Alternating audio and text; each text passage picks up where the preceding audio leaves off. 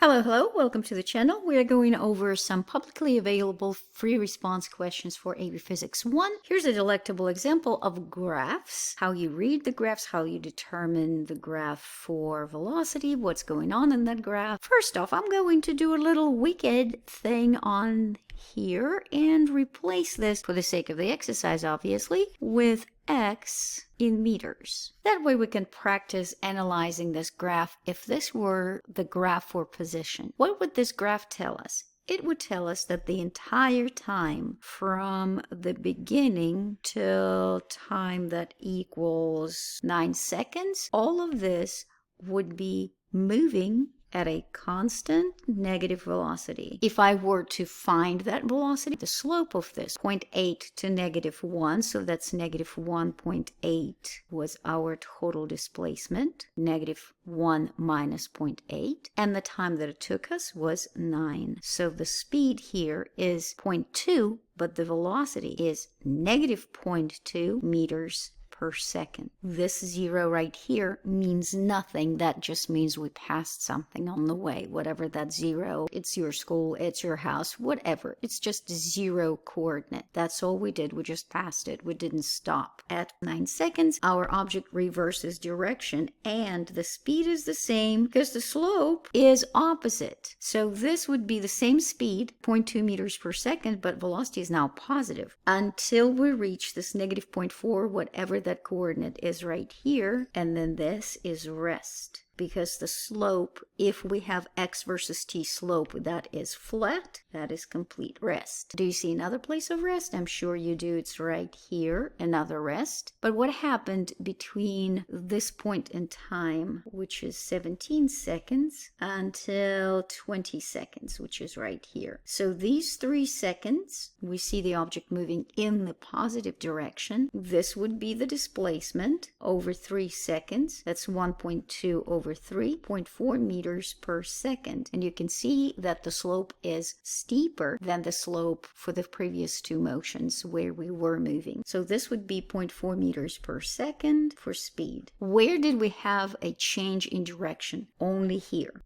because that is when the slope switched the sign from negative to positive. We made a UE here. That's a rest right here. And then we kept going in the right direction with a positive. So that was our only change in direction. Now let me clear this up, and we're going to analyze this graph again. Now that we have this graph illustrating velocity as a function of time, this is drastically different. Remember how when it was x versus t, these 2 areas were rests? Not anymore. This is constant -0.4 meters per second velocity. This is constant positive 0.8 meters per second. This is when acceleration equals 0. Do we have changes of direction? Do we have any UE terms? Yes, we do. We make a UE when we reach 0 velocity, right here. In other words, when we transfer from this where we have positive direction to that where we have negative direction. Once velocity changes its sign, that changes direction. So you have to cross the t. The slope represents acceleration. Think about it this way. If your graph is pointing towards time, you are slowing down. So think about it as it gets smaller. But if your graph is away from the t in this direction, then it's like it's becoming bigger. You are on the right, so your velocity is getting less than it was before if you have this direction. So this right here is towards the t. So your velocity is decreasing. This here is towards the t. Velocity is decreasing. So we have slowing down from 0 to 4 seconds, from 9 to 12 seconds. Another slowing down. Acceleration, however, this acceleration is less than 0. This acceleration is more than 0. Remember, acceleration and velocity have to have opposite signs in order for the object to be slowing down. So we had positive velocity, negative acceleration meant slowing down. Negative velocity, positive acceleration, also slowing down. And then we have speeding up from 4 to 9 seconds. The interesting thing is that your acceleration is the same. It just means a different thing now. Now we still have our acceleration at the same. So overall, this whole slope we can find as 1. We don't have to stop at the 0. We can just look at the total. Remember how we said it was negative 1.8 over 9 seconds. So that's negative 0.2 meters per second squared is our acceleration. For the first 4 seconds, we slowed down with that acceleration. In the next 5 seconds, we sped up with that acceleration. We just sped up in the opposite direction. You can always compare that. If you toss something upwards, it has negative acceleration on the way up and negative acceleration on the way down, but it's speeding up on the way down. And then the last part where we are speeding up, that is easy to wrap your head around, is right here, where we sped up from 18 seconds to 20 seconds. And our acceleration, again, the total acceleration, if I were to calculate, I would take this entire thing, and remember how we did that before for the speed? We had 1.2 over 3 seconds. So 0.4 meters per second squared acceleration in this case is when we are speeding up. So that's a good analysis of our graph that is given to us. Now, the questions that they are posing indicate each time when the car is at rest. Velocity needs to be 0. So 4 seconds and 18 seconds, that's when the car is at rest. Question B, what are the time intervals during which the car is speeding up? That's, remember, when we are increasing in the magnitude. That would be when our graph is pointing away from t. Think about we're getting bigger. So this would be from 4 to 9 seconds.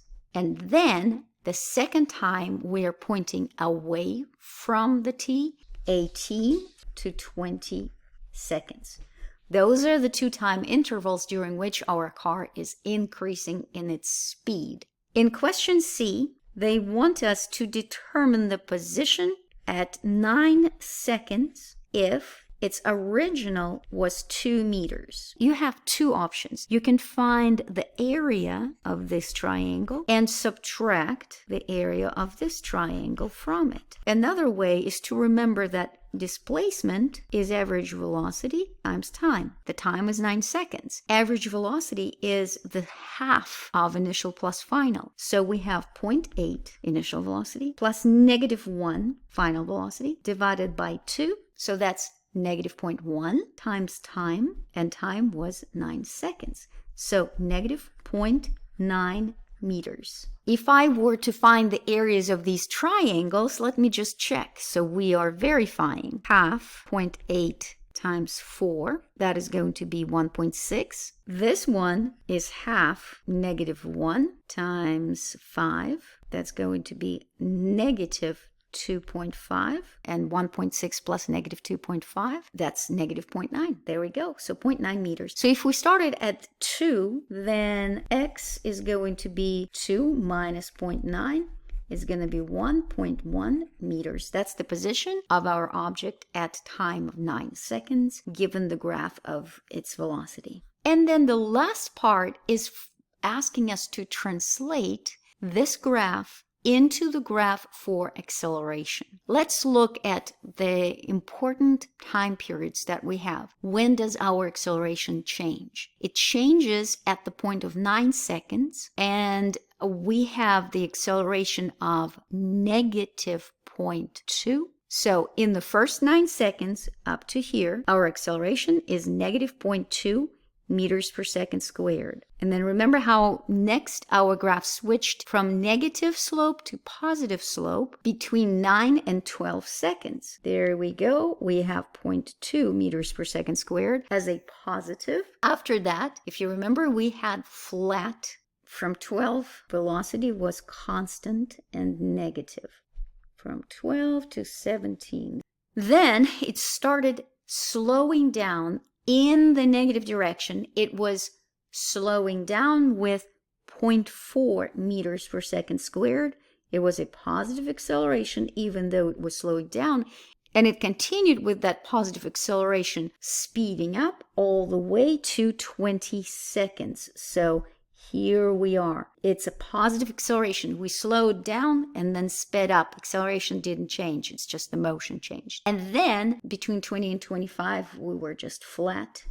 So acceleration was 0, like so. So that's the interpretation of the graph for velocity versus the graph for acceleration. In part E, they become really, really wicked, and they want us to dip into projectile motion. At 25 seconds, the cart that we were looking at, this was illustrating the motion of a cart, gets at the end of the track and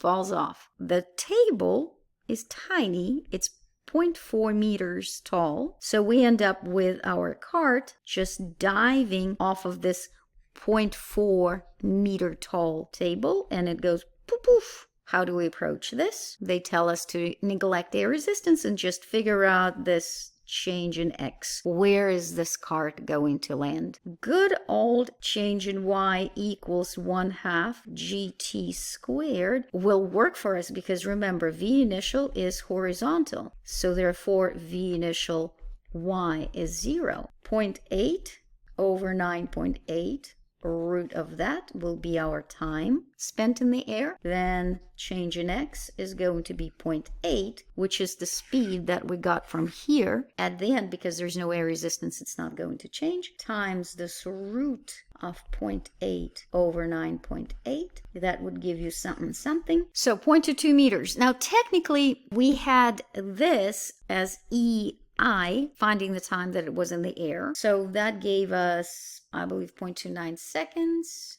Then when we multiplied that, was this right here is, I mean, you can use 10, you can use 0.98. They will accept this. 0.22, 0.23, something like that. And then EIII is find the kinetic energy final when it hits the floor. The easiest way to go about it would be K final is K initial plus UG initial. That is our conservation of mechanical energy. The mass is given to be 0.5, so it's 0.5, and we can factor out mass, so get m v squared over 2 plus gh v squared over 2, so that's 0.8 according to our graph, squared over 2 plus 9.8 times 0.4. That should be 2.1 joules of energy. That indeed concludes this question, which comprises several parts of this course. Delectable question. If you have any questions, comment below. If this was helpful, like and subscribe. Be kind.